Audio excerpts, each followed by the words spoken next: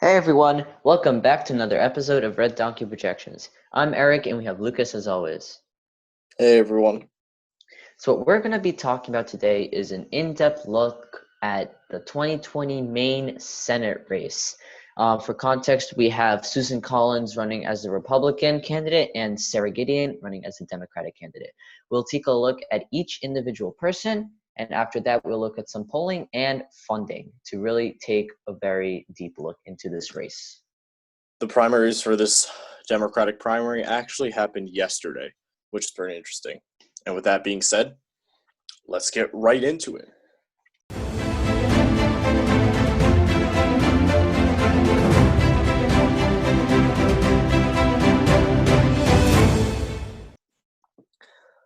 I'll be giving some background on the state now of Maine. Maine, with the senators, they do tend to elect more of the centrist and more moderate senators. For example, Olympia Snowe, before Angus King was elected, he was preceded by Olympia Snowe, who was considered to be a very moderate Republican. Another example, Angus King. He is an independent. He does caucus with the Democrats, but he really is, if you look at the ideology chart, dead in the center.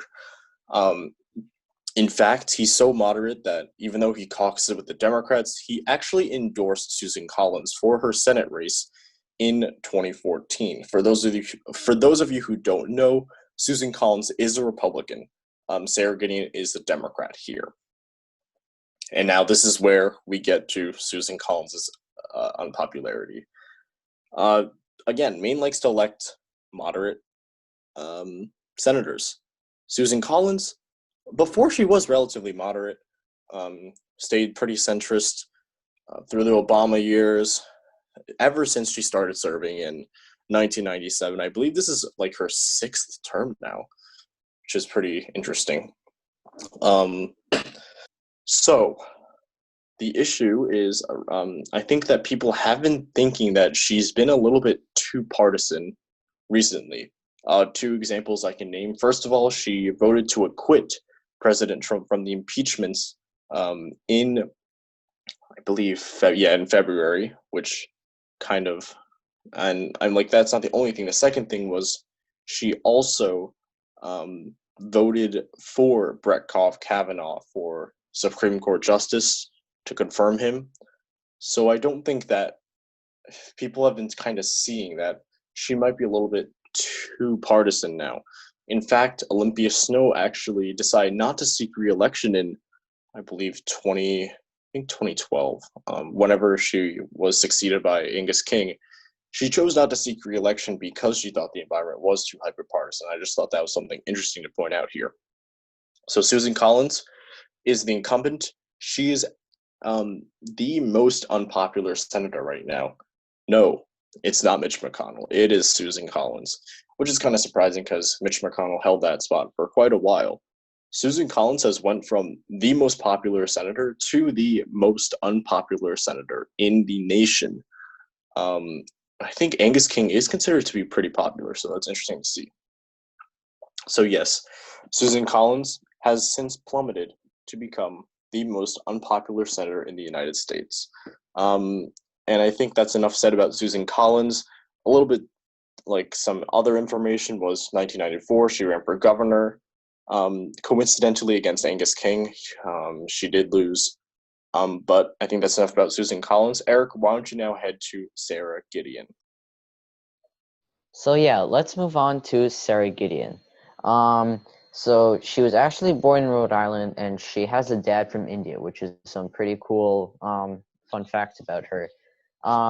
Most of her life was spent in Maine when she moved there, and she did become the Speaker of the House of Representatives there, which is, you may think that it's not such a huge job, but it's actually a pretty major job, speaking on behalf of all of the, well, 2 congressional districts, but again, Speaker of the House is a pretty big job.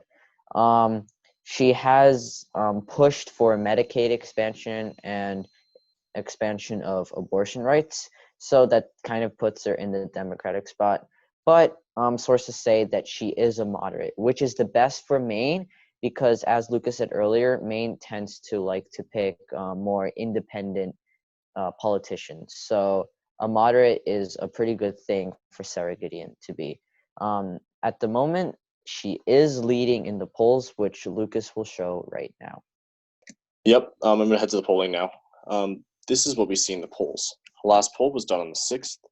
Gideon +4. That's actually a decent lead here.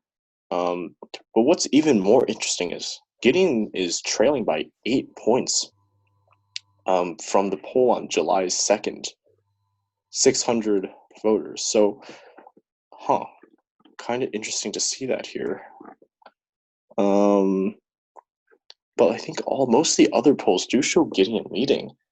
So maybe this was an outlier. I'm gonna actually check this out because that's kind of interesting. And especially for an incumbent, which is Susan Collins, she is doing pretty well, leading even like 4 points again against an incumbent. And Susan Collins, not just any incumbent, is just, that's pretty good performance.